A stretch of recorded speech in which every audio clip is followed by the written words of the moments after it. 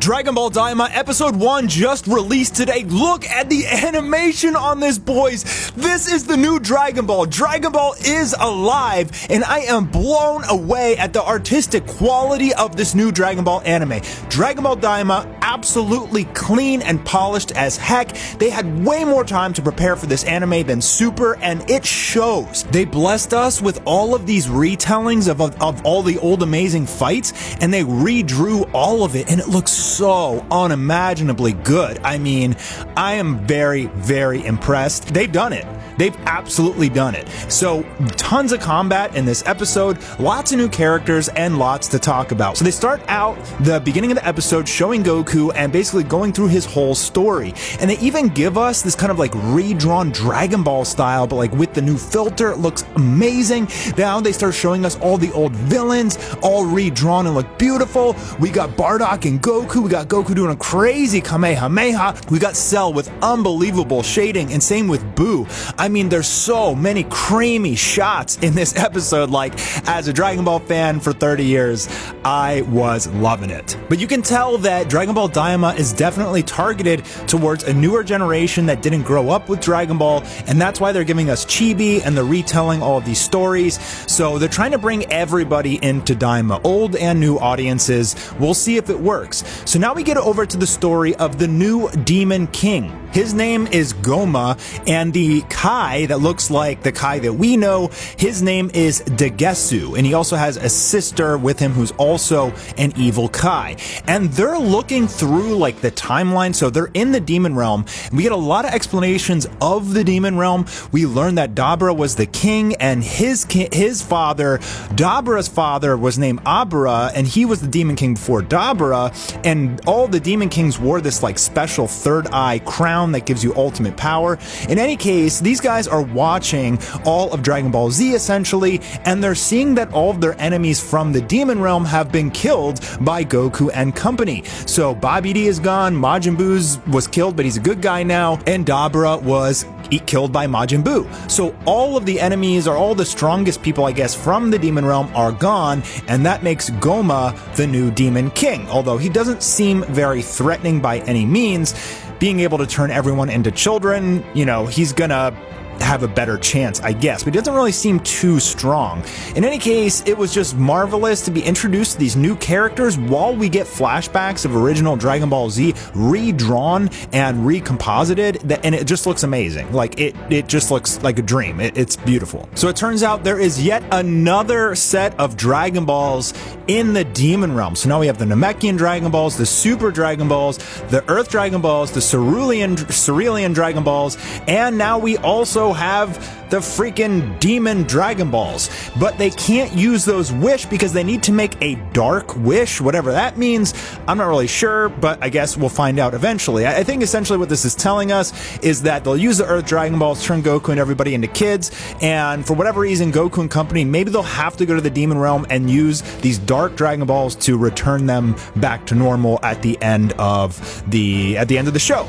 And we know who is guarding the Dragon Balls, these new androids. They're named Tamagami, and they're apparently insanely strong. So probably won't get to fight them till Goku and company come to the Demon Realm in search of the Dark Dragon Balls, but I am all for it. So we also have the new Kai's sister, and she is up to something mischievous. She even escaped the Demon Realm on her own without telling anybody, and I have a feeling that she potentially may become the main villain. She may take over. It seems like she's gonna backstab Goma at some point. She seems kind of unreliable and sneaky, and something's gonna happen with her for sure. So as they're talking about the Demon Dragon Balls, he says, I doubt a black wish like eliminating them would be accepted. So what is a black wish? Does that just mean a wish from the black Dragon Balls, or does it have to be an evil wish? I'm not sure on that yet. Apparently there's also some sort of crown called the Evil Third Eye that all the Demon Lords, the Demon Kings wear, and so I'm guessing that Goma at some point will get this crown and he'll power up and become actual threatening villain, maybe even growing into an adult like Dabura or something like that. Dagesu asks for one of the wishes, but I don't think Goma's going to give it to him, and I have a feeling that Dagesu will actually turn on him because of this. I mean, he does seem more powerful. Like, he's a Kai, he seems more powerful than Goma, so I'm not really sure why he's following him so much. His sister doesn't really seem to follow him as the king, so there's going to be some interaction and treachery coming. Also super interesting, there is 3 demon worlds and more Majin, guys. So expect that we're going to get more Majin Boos in this series, and if Goku's a kid, that's going to be really, really tough for him. Now, this guy's name is Goma. He will be coming in the next episode. Seems like he is going to listen to this whole conversation. He has a problem with it, and maybe he'll help Goku and company. But now we're going to go over to a different part of the demon realm where we see one of the Tamagami who is protecting a Dragon Ball, and we're introduced to a brand new Namekian. This guy's name is Neva, and he is extremely old, and he's a demon. As we find out in this episode, Namekians are demons. They're from the demon realm. That was a huge shocker. Did not expect that, but because they have pointy ears, they're from the demon realm. And yeah, I mean, they did call Piccolo the Demon King Piccolo, but this is a retcon or new information. They never before have said that Namekians are demons. So we see this giant fish thing. They take a spaceship through it, and this is how they leave the demon realm. They have to use this kind of like giant fish god thing. And the fish god tells them that Arinsu, the sister of Degetsu, had left before them. So she is definitely off to something suspicious. But now we go over to Trunks' birthday. He is turning 9 years old, and we get the whole crew having a nice little feast with some champagne. And then we get an answer as to why he hasn't gotten older, and Goku tells us that Saiyans don't get their growth spurt till they're 15, and I guess Vegeta never really got one, and Vegeta's like, you trying to fight? But now we also see Kibito and Kai, and they have defused. So they asked Majin Buu to eat them, and when they did, they were able to separate when they were spit out. Kibito saying that Majin Buu's body produces a mysterious gas that can reverse Potara fusion. Interesting. So I guess they're trying to explain some questions here that fans have always had. I know some fans are going to be a little disoriented by, like, you know, this could be considered retconning, but it doesn't bother me too much. Now we go over to the awesome Goku and Vegeta sparring match. This animation was so creamy and good. I just love how their facial expressions change so much. It was a nice, refreshing kind of take, just like how they aren't using any sort of bank animation or anything like that. It seems like every frame they put a lot of love and attention into. Vegeta's blast looks so cool there, and Goku lands the punch on Vegeta's face. But I guess the fight didn't really end there. They keep going, man, and this fight was awesome. I really enjoyed this. It was super high-paced and intense, and Vegeta just looks like, you know, I've had enough, bro. It was really cool. Now we're going to go over to Korin's Tower. Dende and Mr. Popo will be introduced to all of the new characters and the new Namek, Neva the Namek, who hasn't seen a Namek in thousands of years. Yeah, and again, they drop this ball on us that Namekians are from the demon realm. I find that very strange, but, you know, I guess it could explain some of their powers and their mystery.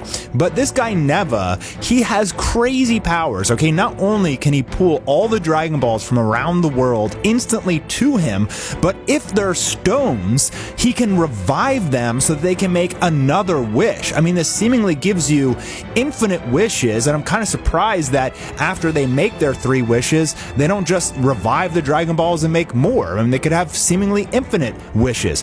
Dende tries to interrupt it. Obviously, he gets karate chopped. He gets judo chopped by the new Kai. And Mr. Popo doesn't stand up for him, just ask him if he wants some juice. Mr. Popo, I've seen you eat a Kamehameha. Go fight! Everybody notices the sky turned black, but the Dragon Balls are supposed to be stone, and that's when the wishes are made to turn all the adults into first graders and the kids into babies. Now, if only he had just made all the adults babies, maybe he would have won his whole quest, but yeah, they're gonna be kids, and he doesn't know how strong Goku is as a kid, which will be his grave mistake. And that's pretty much it for the episode. So we don't get to see Goku and Vegeta as kids yet. They just start transforming at the end. But honestly, I would give this like a 10 out of 10. I mean, it was beautiful to give us all these homages to old Dragon Ball and like redo it in such a beautiful way, but they did a really good job establishing the personalities and the new characters and what the storyline is. They pretty much covered all of the bases that they needed to for the first episode, gave us an extremely clear journey line of how this whole saga, this whole series is going to go, and I'm pretty excited. I just have one major concern, and that's that I hope that the animation quality doesn't drop off after episode 1. This does happen sometimes to anime, but I believe that with Dragon Ball Daima, they've had plenty of adequate time in pre-production, so that shouldn't happen. But if you watched Ninja Kamui recently on HBO, man, the first 3 episodes were godly, and then it just completely turned to CGI trash. I don't know what happened. I don't think that will happen here. I hope it doesn't, but honestly, I was very impressed. I liked it. I can make a lot of videos on this, and I'm going to. So if you enjoyed it, please leave a thumbs up, subscribe if you haven't already, and comment down below what you thought about the episode. Was it a 10 out of 10 in your opinion? Do you like it, or do you wish we got moral arc? Let me know, and I'll see you guys on the next Dragon Ball video.